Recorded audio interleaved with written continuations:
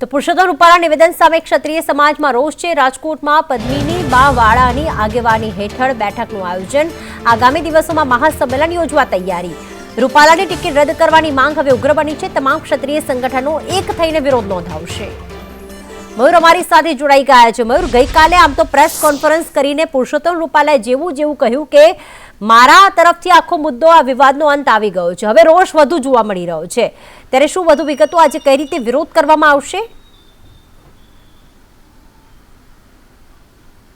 બિલકુલ, પરસોત્તમ રૂપાલા જે છે તેમના દ્વારા કહેવામાં આવ્યું હતું કે મારા તરફથી વિષય જે છે તે પૂર્ણ થઈ ગયો છે, પરંતુ દિવસે ને દિવસે ક્ષત્રિય સમાજ જે છે તેમનો રોષ પરસોત્તમ રૂપાલા ઉપર જે છે તે વધતો જઈ રહ્યો છે।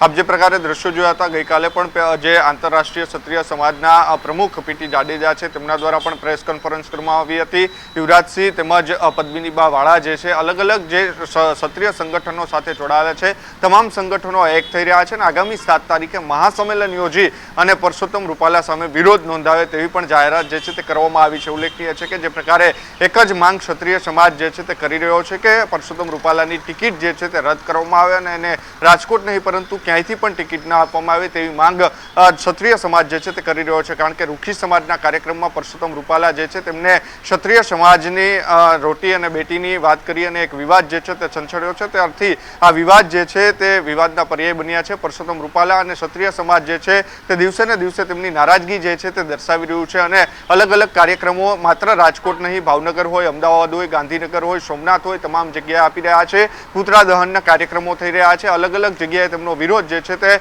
હજુ પણ યથાવત જોવા મળી રહ્યો છે અને ભાજપ દ્વારા પણ આ વિરોધને ટાળવાનો પ્રયાસ જે છે તે કરવામાં આવી રહ્યો છે, પરંતુ ક્યાંક ને ક્યાંક હજુ પણ આ વિરોધ જે છે તે યથાવત જોવા મળતા પરસોત્તમ રૂપાલા જે છે તેમની મુશ્કેલીમાં દિવસે ને દિવસે વધારો જોવા મળી રહ્યો છે। બિલકુલ, આભાર મયુર તમામ વિગતો માટે।